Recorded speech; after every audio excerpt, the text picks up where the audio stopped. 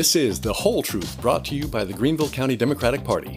From local city councils and school boards to the South Carolina legislature and the nation, we provide a clear-eyed view of the whole truth surrounding the decisions, the policies, and the politics that have a direct impact on your family, your neighbors, and you. In this episode, we have had the great pleasure of hosting Dr. Annie Andrews, a strong candidate who has announced her campaign to be elected as the U.S. Senator for South Carolina. She has provided her precious time to us over a video conference call after having just the night before joined the Greenville County Democratic Party in Greenville as guest speaker for our monthly meeting. Here are our hosts, the chair of the Greenville County Democratic Party, Stacey Mars, and the third vice chair, Charles Morris. Hey guys, thanks for being with us today. We got a couple of things that we are so very eager to talk to you about. And the first one is the special elections that will be coming up in December, in case you didn't know about it. So it seems the Republicans are dropping like flies, right, Charles? Yeah, it seems like none of them actually want to work in the State House. They want the title and the leave. Right. No, it's something like that. But the first, or they do highly illegal things and then they have to leave, but never mind. Okay, I don't think that's what happened this time, but yes, that has definitely happened before. This time, though, Senator Roger Nutt, who is the state senator for District 12, he resigned on August 11th when he found out he was diagnosed with Alzheimer's, and so. In the dead of night, the Republicans decided that they were going to get Representative Bobby Cox to run in his place, and he's out of District 21. So he resigned that very same day to run for the seat. But this past week, we just found out that he is not going to run for the seat anymore. So that leaves a lot of questions, but it also leaves room for people to run for Senate 12. We need a Democrat, and also seat 21, House seat 21, because we are not sure if he is going to withdraw his resignation or not. But the filing period is open and it is closing quickly. So what I find interesting, Charles, is that Bobby Cox resigned to run for the seat and then decided that he was going to back off of that. And it makes you wonder why. What happened? It's bizarre. So he immediately resigns his House seat, declares his intentions to run. He lines up Senator Roger Nutt's endorsement, the senator who had to resign, which unfortunately his was due to an Alzheimer's diagnosis, and we hope he's doing well. And then he says, I'm just going to read his Facebook post here. After much prayer and reflection, I have decided to suspend my campaign and not file for the office. In recent weeks, unexpected work responsibilities and a demanding travel schedule have increased significantly. Well, what changed, Bobby? Weren't all those things happening anyway? It's bizarre. Yeah, boy. The whole situation is bizarre. It is very bizarre, but we probably won't get answers, but what I'm hoping we will get are candidates for Senate 12. We know that the Republicans are going to have a primary for Senate 12 in that Lee Bright, who is a former senator, and Hope Blackley, who is an ex-Spartanburg County clerk, are going to run. I'm sure others are probably expected to run, but those are the two that we know of right now. However, on the Democratic side, we still need someone in that district. And like I said before, we need someone in House District 21. So this is for the people who have said, what can I do? How can I step up? How can I serve my county? This is one way you can serve your county by running for office. And so, if you are looking to, and this is my plea, I know I'm supposed to be talking to you, Charles, but right now I'm talking to everybody else. Come talk to me. Let's talk and see what we can do. We definitely need Democrats running against Republicans, whether it's a special election or a general election. We need you. Please, if you are scared about what's happening to your country, if you're mad, if you're frustrated, whatever, please step up. We need somebody to step to the plate, because we can sit here and talk all we want. but somebody has to be willing to step up and put themselves out there and run. And that's a big ask, and we understand that. But you will have a lot of support, starting with me and Stacey.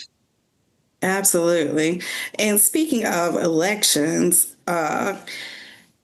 Lieutenant Governor Pamela Evette, let's talk about that one. So obviously, there's a governor's race in 2026, and the Republican field is it's got a lot of people in it, and it's varied, and it's kind of whack job central right now. But our esteemed lieutenant governor, who I don't know if anybody has seen or heard of anything from her in the last 8 years, but she officially declared her campaign and had a kickoff event right down the road from us in Greenville, which is kind of especially disturbing. But she is clearly running to be, I don't know, Donald Trump's right-hand woman in South Carolina. She's essentially running on his platform. I think I saw campaign posters that said, "Keep South Carolina great." I think we can read into all the dog whistling that's echoing off of that poster. So Right. that was kind of disturbing to see. But yeah, she wants to end the state income tax, expand school choice, because man, the Republicans love school choice. Which is just code for I don't want my kids going to school with other black and brown kids. Roll back business legislation and take a hard line against woke corporations. What is a woke corporation, Stacey? You know, your guess is as good as mine, Charles. Because of what?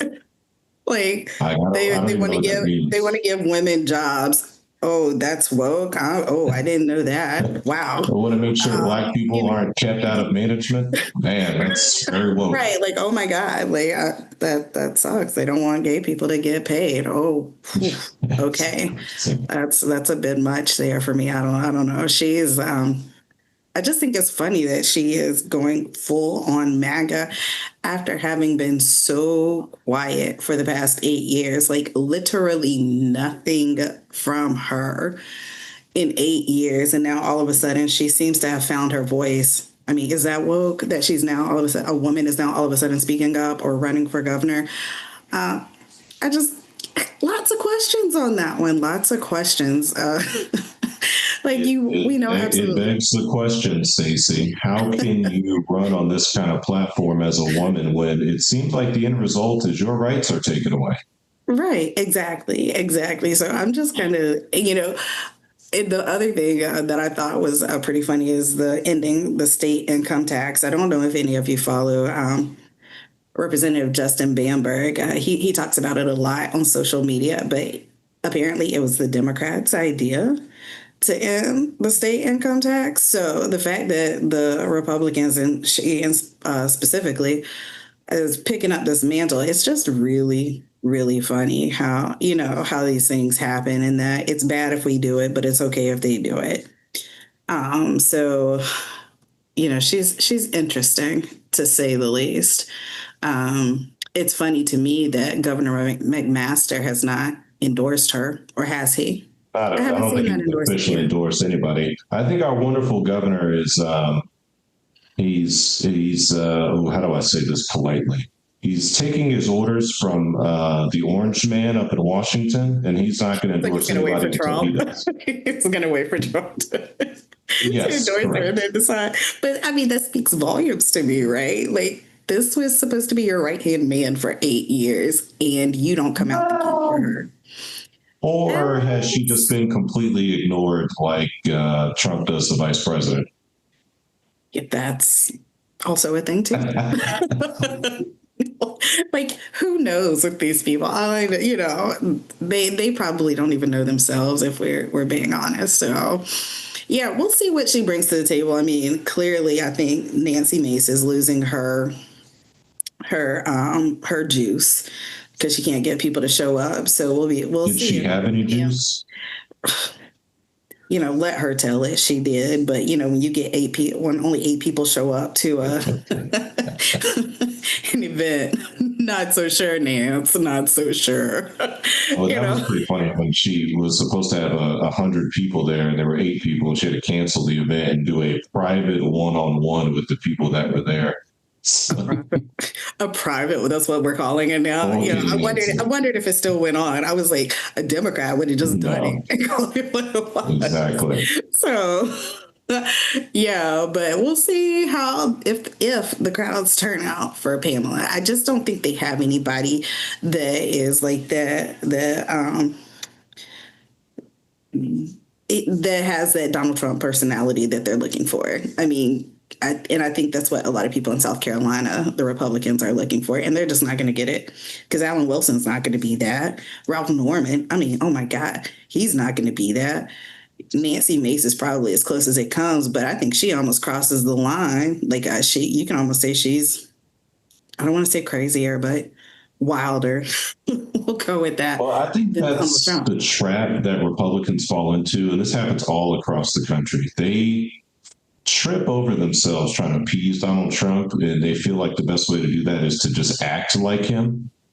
But what they don't understand is whatever appeal that man has, which clearly he does, nobody else has it. You cannot emulate that particular brand of crazy. You just look crazy. And Nancy looks crazy.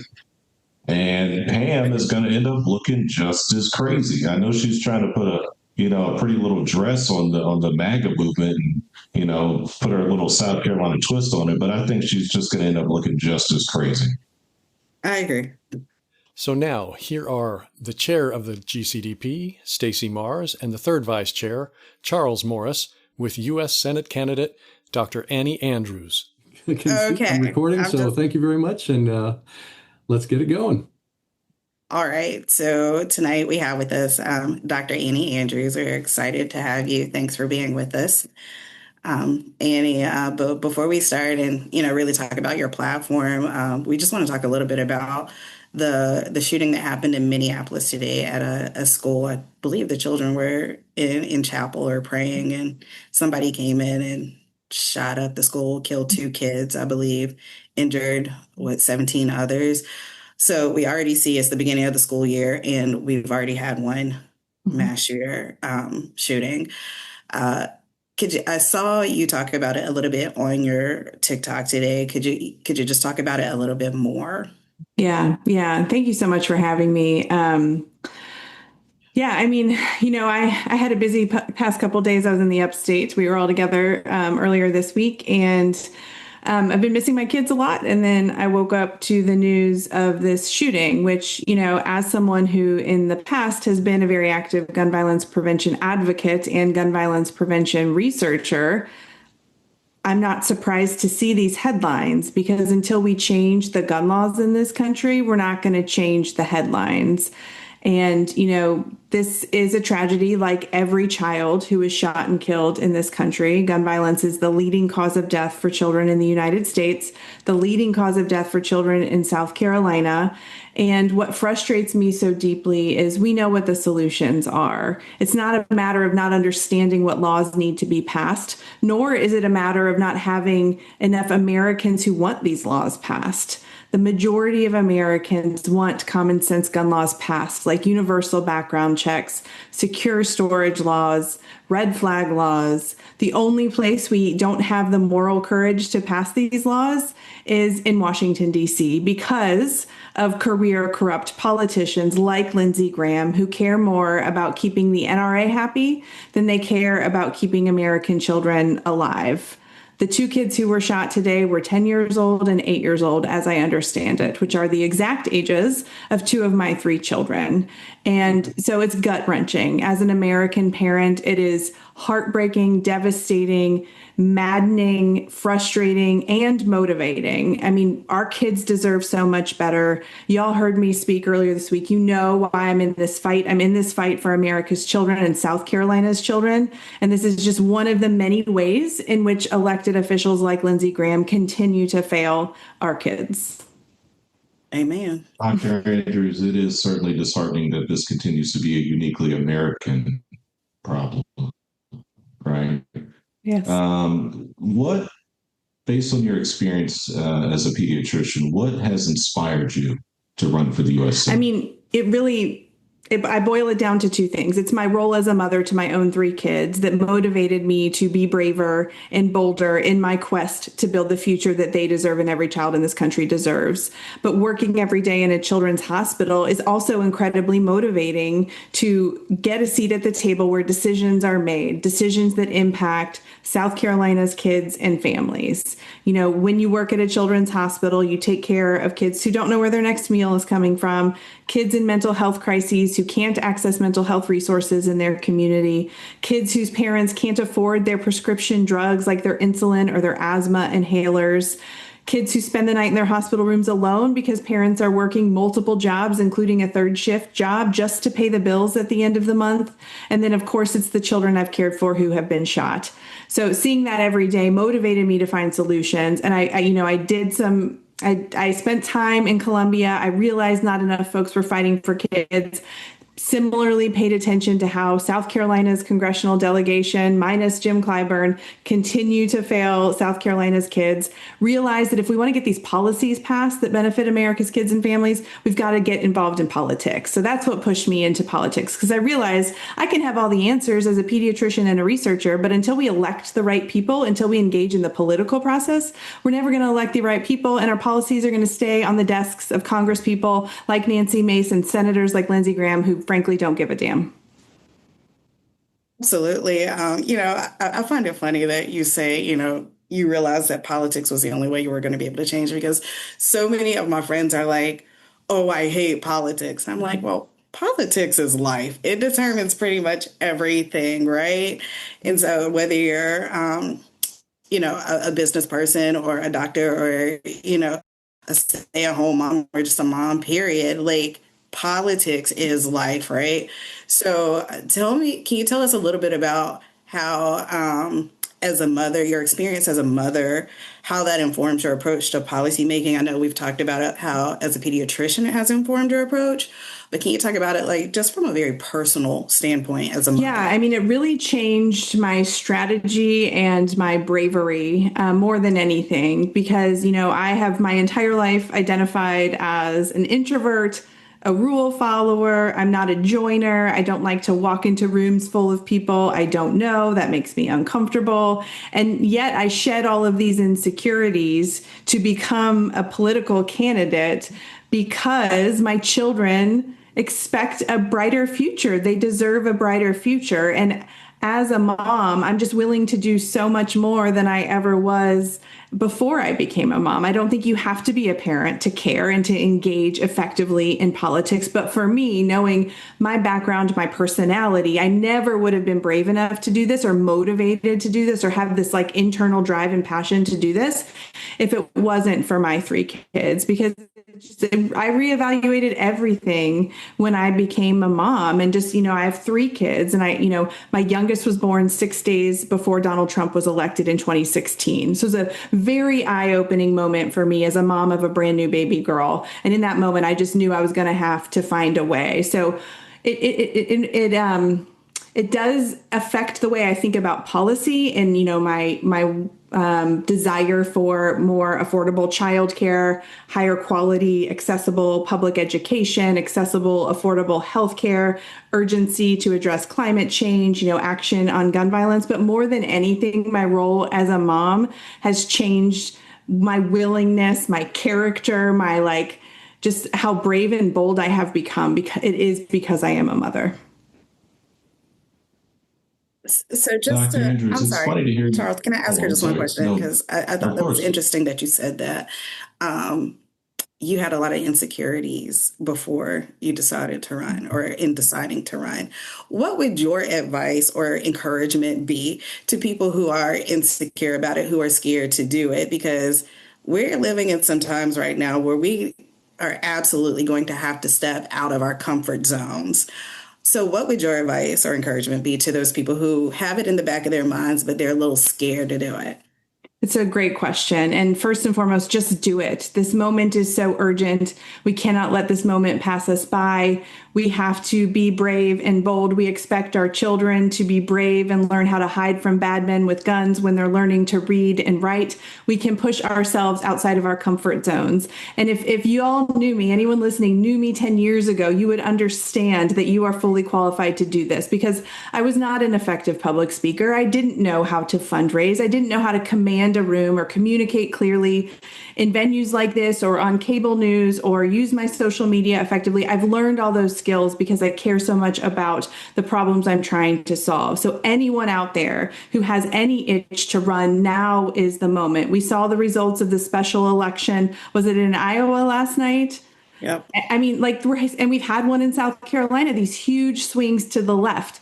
Now is the moment, especially if you are a young person, let us pass the mic to you. You are fully qualified. Folks in the Greenville County Party can help you along, can teach you what you need to learn. Organizations like Emerge can help those women out there thinking about running. It's just you are fully qualified. God, we need you. If you listen to what's happening in Columbia and in city councils and county councils across the state, you'll realize we need reasonable, logical, pragmatic leaders who actually want to solve problems.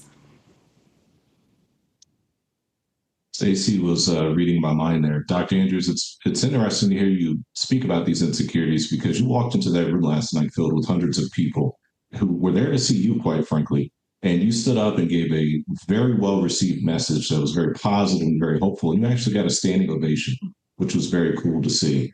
How do you plan to stand out in this field of Democratic candidates, win the primary, and take the fight directly to Lindsey Graham, when, quite frankly, we have an atmosphere in politics now where it seems like memes and trolling is more important than policy? Yeah, you're exactly right. And we have some of the worst of those in South Carolina who are more focused on posting memes on social media and, attacking vulnerable populations, getting on cable news, than they are on actually delivering for South Carolina.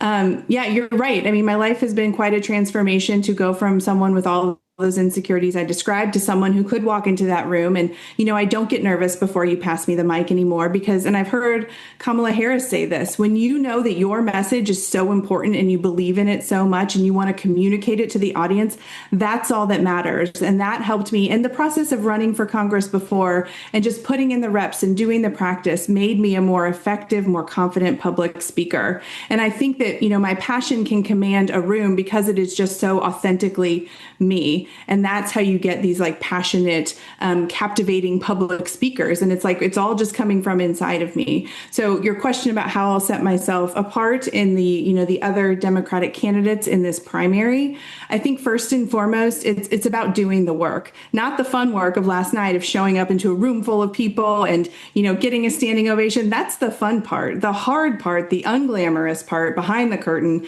is the hours and hours and hours on the phones fundraising, because South Carolina deserves a candidate who has the ability to raise the millions of dollars that it will take to hold Lindsey Graham accountable. Lindsey Graham would wants nothing more than to have a Democratic opponent that has no money in the bank. And I wish money wasn't in politics. I really do. I wish we could get dark money out of politics. I wish we had public campaign financing, because then I could do more of what I did last night and less of what I've been doing all day today on the phones. But that's just not the way the rules are written right now. So we deserve a candidate who is committed to doing the work. And I take the same approach to the fundraising part of this campaign that I took to medical school. I didn't sign up to medical school to slack off and maybe fail. I didn't sign up to run for office to slack off and do half the work. So I'm out there doing the work, and my finance reports will reflect that, have already reflected that, and that's what South Carolina deserves. So on top of that, I'm going to be everywhere I can be, communicating my message and my passion and my hope for a brighter South Carolina. I love that you. Go ahead. No, I'm sorry, Stacey. I was going to say, as a doctor, as you mentioned, you've directly witnessed those struggles that families have just paying for basic health care. So what specific policy measures do you plan to champion to make sure that everybody has equal access to health care, especially children? We're going to have a lot of rebuilding to do after what the Trump administration has already done to attack our nation's healthcare system. First and foremost, we're going to have to rebuild Medicaid or something else like Medicaid that can serve vulnerable children who are living in poverty, patients with complex chronic diseases, patients in nursing homes. We're going to have to rebuild the system that we had before. But my hope, my glass half full hope, is that we can rebuild something that is better than what we had before the Trump administration got their hands on our healthcare system. A fully funded Medicaid program or something even better. I think I talked about this last night, a national federalized program for healthcare for all minors in America. We support our aging population once they've left the workforce with the Medicare program. Why don't we invest in the health of children before they enter the workforce? Because they're going to be healthier in the workforce then, and then they're going to have fewer chronic conditions for when they're on the Medicare program. So it would be a cost-effective approach to improve the health of every child in South Carolina and every child in this country. So I think we're going to have an opportunity to think really big about what we could do to make our healthcare system more accessible to more Americans. There's some really practical things we can do to lower the cost of prescription drugs. The way we price prescription drugs in this country compared to how they do it in most European nations is honestly just bananas. And it's because of big pharma and their influence on politicians like Lindsey Graham. So we need to get serious about addressing. And the Biden administration did a great job of, capping the cost of insulin and lowering the cost of out-of-pocket cost of prescription drugs for folks on Medicare. But there are very simple policy solutions. We just need more leaders who will enact them. And then finally, really my number one policy priority is to pass an expanded, permanent, fully refundable child tax credit. Because when we had one and when it went into effect during COVID, it lifted millions of American children out of poverty. And that essentially would address many of the things I talked about that I saw in the Children's Hospital every day. And, it expired, and we just lack a broad bipartisan support for an expanded, permanent, fully refundable child tax credit. It actually came up for a vote several months ago, and essentially all Republicans voted it down. And that would be just a really simple solution to provide immediate relief for all those families we know in South Carolina who are struggling to figure out how to pay their bills at the end of the week or the end of the month. Absolutely. It made me upset to see that tax credit expire when it helps so many families. And I know with you being a pediatrician, you've probably had to deal with children who have mental health issues and things of that nature. So if you will just speak to that for a minute in the ideas that you have, maybe to expand mental health support for children and families, especially in underserved areas, because we know those are the areas that really can't afford it. They probably don't even have insurance. And the last thing on their mind is getting mental health support for them and their children. That's right. It is always the last thing on their mind. And it is, I think folks don't understand how dire the situation is when we talk about the mismatch of need for mental health services and the actual supply of mental health professionals in the state of South Carolina. It's not unique to South Carolina, but like almost everything, things that are bad in other places are worse in South Carolina. And as someone who worked in the Children's Hospital in the Low Country for 15 years, I can't tell you the number of times I would take care of a patient who would get admitted after some self-harm behavior or some thoughts of suicide, suicidal ideation or attempts, and we'd medically stabilize them. And so many of them would just sit in the hospital and wait and wait and wait because the psychiatrist had determined they weren't well enough yet from a psychiatric perspective to go home, but there was no bed for them in the very limited inpatient psychiatric facilities that we have. So that's like the most acute part of this problem, because we have patients taking up hospital beds, not getting psychiatric care, waiting for a bed to open up. And then, much broader than that, we just have a lack of resources overall. We try to refer these patients once they're leaving the hospital to find a counselor, a therapist, psychologist, or psychiatrist in their community. And it's nearly impossible to do that. And again, back to my frustrations as like a problem-solving person, there are policy solutions that could fix this problem. And those include incentivizing folks to go into mental health care professions by providing loan repayment, by, encouraging them to come work in our rural underserved areas so that we can bulk up our mental health services. And the reason one of the main drivers that there's such a paucity of mental health professionals is because of the way our insurance is structured. So many insurance plans don't, if they, the ACA helped, but they don't cover the full breadth of mental health services that so many of these kids and young people need. And so, if folks don't have insurance, they're not going to seek the services. And so it's really hard from a business standpoint for a mental health professional to make it work when our insurance system is not built to support the provision of widely accessible mental health services. And, you walk into one public school or one children's hospital, and it is so apparent that the need is just growing and growing and growing. And our kids deserve so much better. And we've got to elect more problem solvers who will get serious about addressing problems like the mental health crisis in South Carolina, rather than, just like catering to our current president. Oh, you said a word on that one. So it's not really about reinventing the wheel. It's about really fixing what we already have in place and making that better, rather than trying to go into left field and come up with something that may or may not work.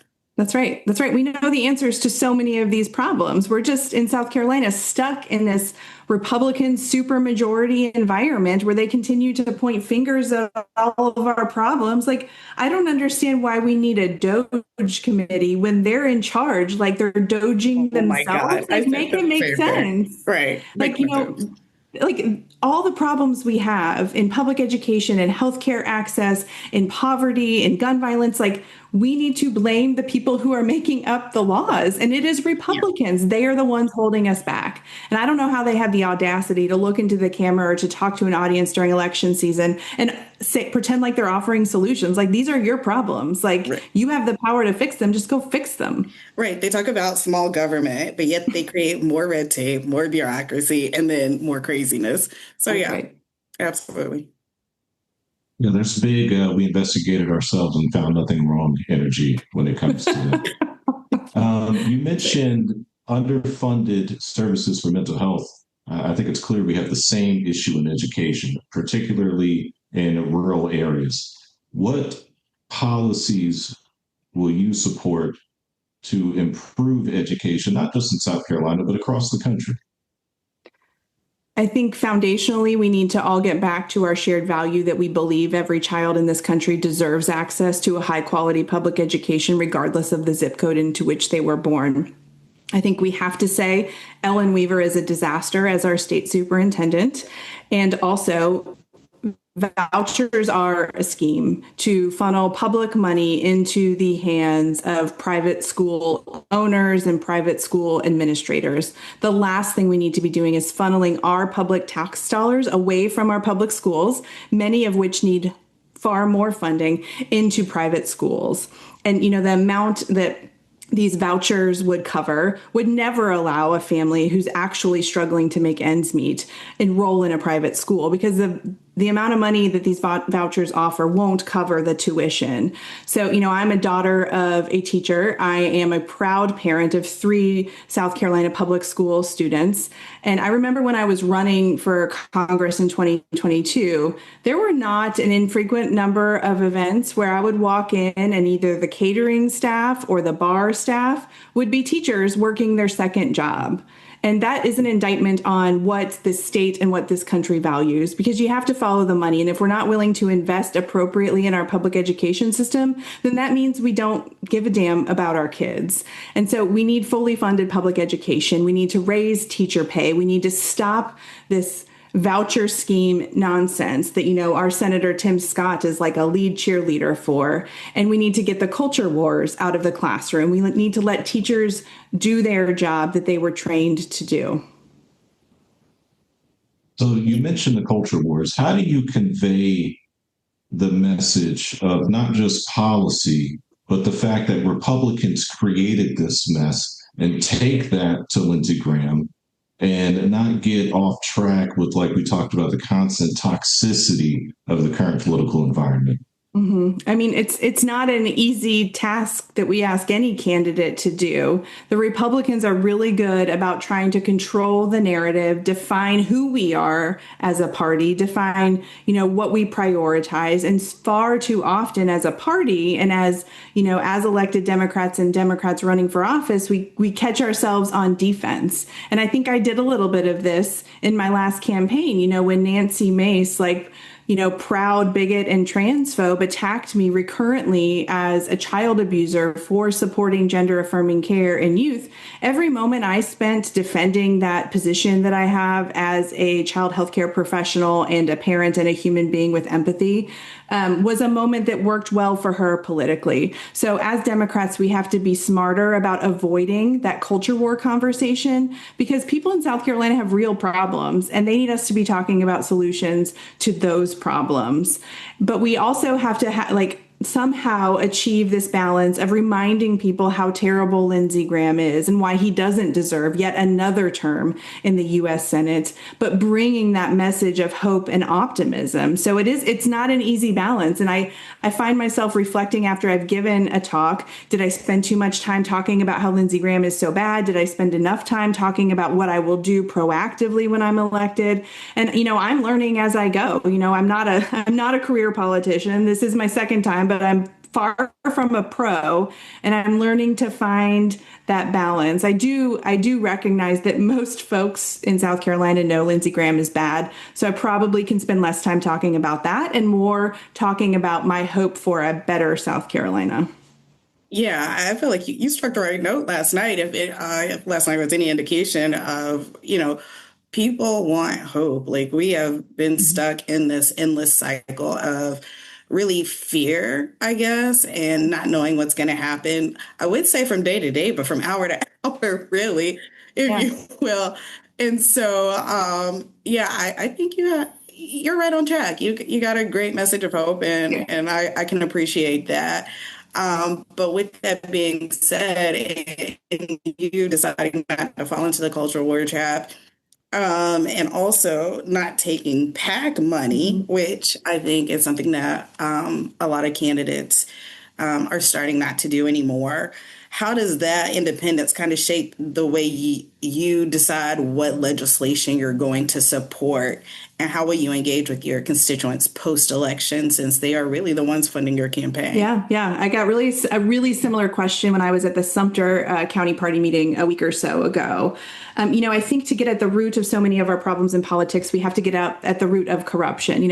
Why Lindsey Graham gutted Medicaid is so he could keep his billionaire and corporate donors happy. So corruption is at the root of everything they're doing that's harming South Carolinians. And there are some systemic ways to change the system so it tolerates less corruption. And one of those things is getting, corporate PAC money out of politics. It's ending Citizens United, which we'll never be able to do if Democrats don't figure out how to win more elections. I also, as a younger person in politics, someone who has a different career to go back to, I believe in term limits. I will term limit myself to 2 terms in the U.S. Senate. And I think another root of corruption, and it's something that motivates people to run for office, not for the right reasons, is, enriching yourself while you're in office. So we need to ban members of Congress from trading stock. And a lot of that will, I think, decrease the amount of corruption the system can tolerate. I made a personal decision not to take corporate PAC money, although I know the other side is taking it. So is that a smart move for Democrats? I don't know. I don't think that if Big Pharma writes me a check, it's going to change one thing I believe about how our healthcare system should become more patient-centered and less pharmaceutical and insurance company-centered. But I have taken the no corporate PAC money pledge. The other amazing thing about being a Democrat in a red state is there's no one in Washington, D.C. telling me what to say right now. I'm running a campaign based on why I'm running, my own personal values and priorities. And I hope that that comes through in any audience I'm talking to. And that won't change because I'm not in this to become some career politician. I think I said this last night, being a pediatrician is probably there's probably a much higher job satisfaction rate in pediatrics than there is in working in the U.S. Senate, although both you're dealing with children and tantrums and immature people. But, I will maintain, I will be up there to fight for South Carolina, no matter who it pisses off, no matter who it makes happy. I will work with anyone who will work with me to better the lives of South Carolinians. And because I'm not on this to build this career trajectory for myself, I'm going to take stands that might make me unpopular, that might create enemies for me. But if it's for the betterment of South Carolina, that's what I'm up there to do. Like you just said, y'all are the ones who are going to pay my salaries. The talking to people like we did last night, that's the fun part. The fun part is not the committee hearings in Washington, D.C. The fun part, I don't want to be a senator anymore. Absolutely. I think Lindsey Graham said that he didn't need to hold town halls because he knew what we wanted, or he was going to serve Trump. I think he said that last night. And so I think it would be a breath of fresh air, really, for all South Carolinians if we actually had a senator that actually cared about what we had to say and how we're feeling and how the times change. I think William Timmons said the same thing because he was like, well, I got voted back in, so clearly I know what they want, as if people can't change their minds. So...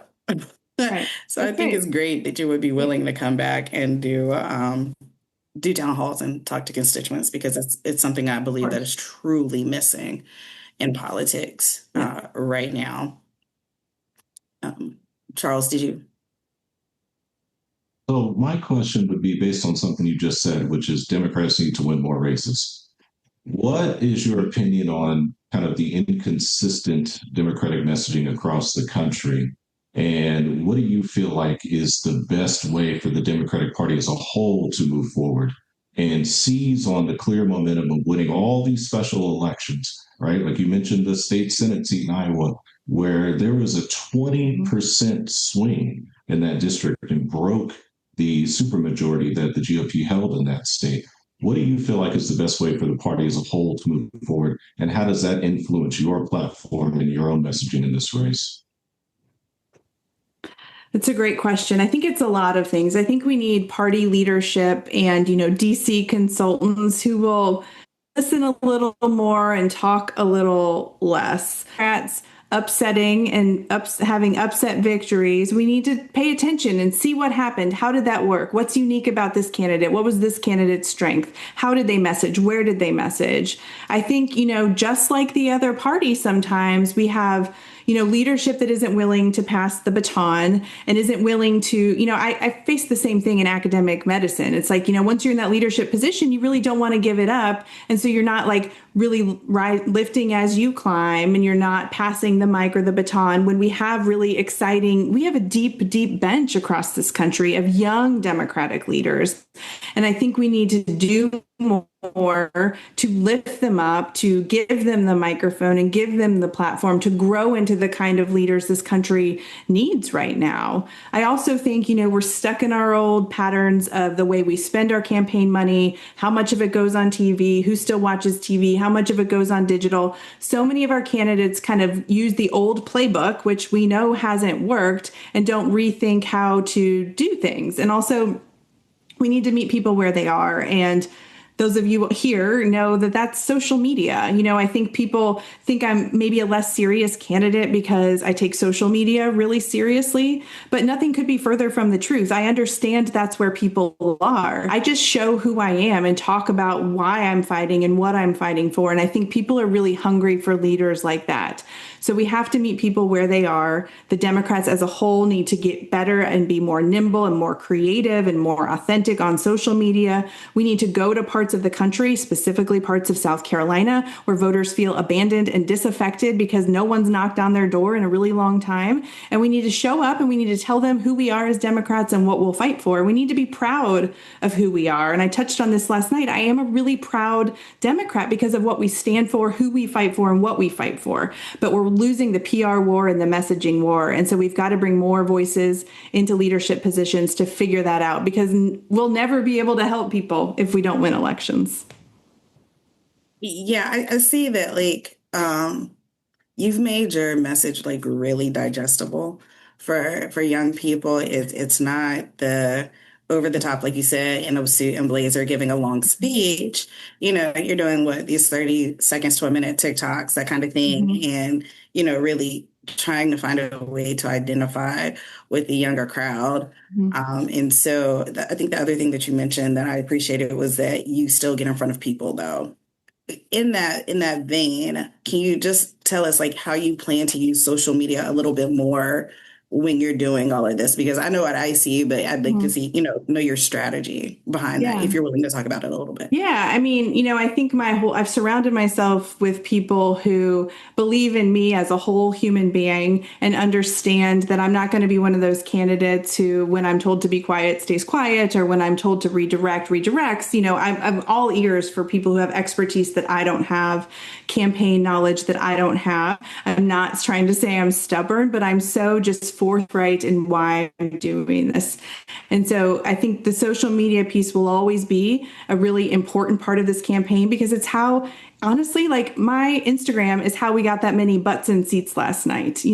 That is the name of the game right now. And then once those butts are in the seats, we need someone who can compel them to feel excited and passionate and hopeful. And that's like the magic recipe, I think, to how we're going to finally turn the tide. I mean, Lillian Brock Fleming was talking about, we have enough Democratic votes in the state. They just don't, they feel abandoned. They feel that they haven't been listened to. And so, this is how we can win elections statewide in South Carolina, but we've got to be meeting people everywhere. And, I enjoy the social media aspect of it. I find it a really effective way to bring party meeting, but they found me on social media because, they thought I was like a mom just like them. And then it brings them in. And that's exactly how we like widen the tent. That's how we get more volunteers on our local races and on our statewide races, and that's how we start winning elections. And so we've got to present ourselves as whole human beings in every way. And for me, a big part of that is reaching people on social media. And so I'm on all platforms now. I take all the advice I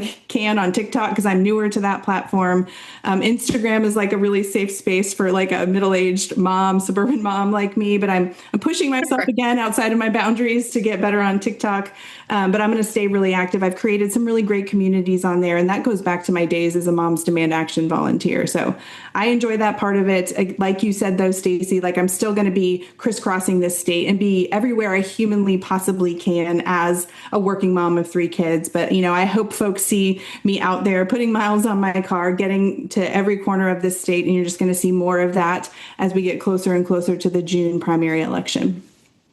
Dr. Andrews, it is certainly refreshing to have candidates who are, like you say, willing to meet people where they are, which in my generation is on social media, and letting go of that old playbook of ignoring younger voters. And one thing you mentioned just now was widening the tent. The Democratic Party is traditionally the big tent party, the People's Party, the party of working families. And right now, the biggest issue among working families is the economy.